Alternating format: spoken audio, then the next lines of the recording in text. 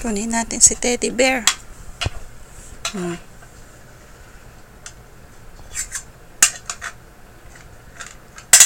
Yan.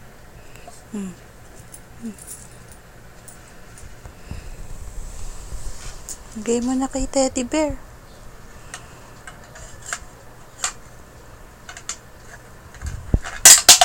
Yan. Sige.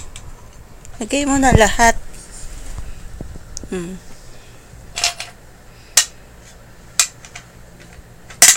Very good. You save your money, ha? Para pag puno na ng money si Teddy Bear, bibili tayo ng kailangan mo.